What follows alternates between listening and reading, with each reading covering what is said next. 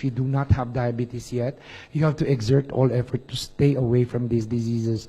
Protect yourself from developing diabetes because it is a bad disease from all aspects. Number one, by just bumping your foot lightly on a surface, you can develop a wound that will never heal. It will just deepen and deepen into an ulcer. And this will later on result to the conversion of your foot into a black object. That means it's already dead and it will have to be amputated or cut off. And next thing you know, it's below the knee amputation. That is what we do as surgeons. And then above the knee amputation. And later on, hip already amputation. And then the next year, you will have your other leg cut off also. So it's really a mutilating type of disease that you have to stay away from. And it can also harm your eyes. In a disease called diabetic retinopathy, affecting our eyes, it will produce blood clots inside. And later on, you will become blind. Why? It can also cause a lot of diseases in your kidney. One disease is diabetic nephropathy, which will later on kill both of your kidneys.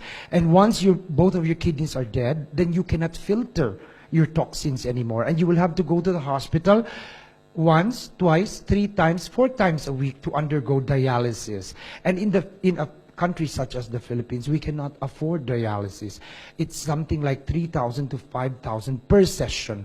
And if you undergo 4 dialysis in one week, then you would have spent 3,000 times 4, that's 12,000 pesos. That is already about 1,000 dirhams. So we cannot afford that. And not only that, dialysis killing your kidney, because of the medications that you take if you are diabetic, you will transform yourself into a human walking pharmacy. Because you will be bringing all these drugs inside your bag. And every time you will have to know which drugs you will have to take. By pricking your own self. If you just bring that glucometer, you prick yourself and know what your blood glucose level is now. And then you will know which medication to take. So you are not only a walking pharmacy, you are also a walking laboratory. And that is a very bad thing to do to yourself, especially if you understand that the diabetic injects his own insulin sometimes in his abdomen. And it will make his life very, very sad to have to undergo all that.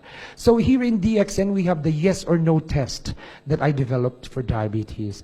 This is just a set of questions that you ask yourself and answer them in your head only with a yes or a no.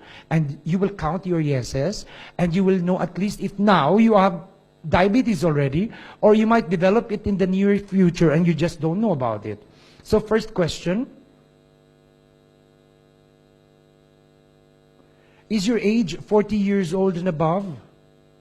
Do you have a family history of diabetes? Meaning your father, your mother, your aunt, your uncle, your grandfather, your grandmother, were they diabetics?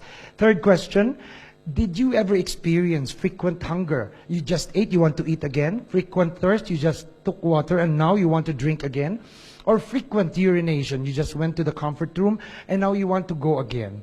If these 3 symptoms will exist in one person, then that is already suspect in the development of diabetes. Next question, have you experienced drastic weight loss? All of a sudden your weight dropped very low in just probably 1 month without you doing anything. You did not exercise, you didn't go on a diet, but why did you lose weight? That is already suspect. Next question, are you a woman or a mother who have given birth to a baby who was 9 pounds at delivery in weight? Because large babies come from diabetic mothers. The reason is the mother cannot supply his child inside the mother's womb with insulin because he doesn't have insulin also. So this baby will not have anything to break down or eat the blood sugar. So the baby tends to become bigger and bigger. Next question, are you overweight or obese? Now you know how to know if you are obese or not because I taught you in the earlier part of the lecture. Next, do you have high blood pressure? Then you must be, you can develop diabetes and should check your blood sugar. Next question, do you feel numbness or tingling sensation at the tips of your fingers or at the tips of your toes? They are like electrical current that pass there very briefly. This means you have blood supply to this area, and you must already have diabetes, or your pancreas also has poor blood supply, and you can develop diabetes. Next question, have you previously checked your blood sugar and discovered this to be high? Then probably you have to check again. Next question, are you usually tired for no apparent reason? Like today, you just listened to the lecture of Dr. Hao. And if you go to your hotel room, then you will say, oh, I'm so tired, I want to sleep. But you didn't do anything. You are the ones who are sitting there. I am the one who is standing here. So you must be diabetic.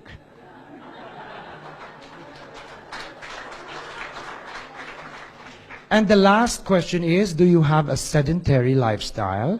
By sedentary, we mean a person who doesn't go out of his house, hasn't even see sunlight, and stays there most of the time, sits in a sofa, watches TV. No? That's practically what he does the whole day. And the only time he stands up is to get more food from the refrigerator or from the kitchen, so that he will not be hungry. That is a very sedentary lifestyle that can give you diabetes. So count your yeses now. If you answered only one yes, then you are poor risk to develop, low risk to develop diabetes. But if you answered 2 to 4 yeses, then you have a moderate risk to develop diabetes, and should change your diet already and modify your eating habits. But if you answered 5 or more than 5 yeses, then you go directly to the laboratory and find out if you are already diabetic.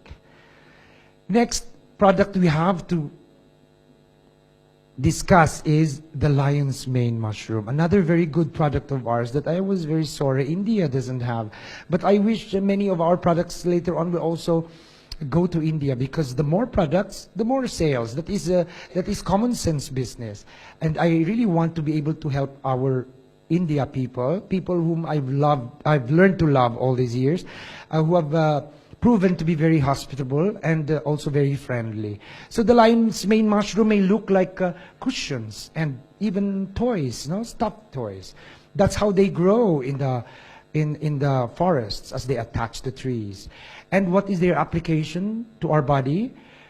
Middle Eastern, Asian, Filipinos, we all love oily and we all love spicy food. And this is where our product lion's mane will be able to exert their effects if you have problems eating this staple diet. What parts of the body do they have benefits in? Number 1, immune system, giving us our friendly soldiers again. Remember that all our products target the immune system. Second, it helps in the problems of the digestive system, like constipation and diarrhea. When we say digestive system, we mean anything that when food gets into the body and comes out of the anus after excretion, everywhere it passes is called the digestive system or the gastrointestinal system. It also has functions in neural nourishment. That means it feeds the nerve. So it's food for the nerves, and it is also food for the memory cells. That's why we recommend this for students who have a lot to study and old people who forget a lot of things also. And then for cancer prevention. I would say that among our products, as far as my researchers are concerned, lion's mane is number 3 in terms of preventing cancer. Third only to Ganoderma, RGGL, and spirulina. So lion's mane has these following applications: stomach problems, intestinal problems, constipation, diarrhea, memory problems, old age, students, Parkinson's disease, and Alzheimer's disease, and even the Guillain-Barré syndrome, as the most recent I have read now.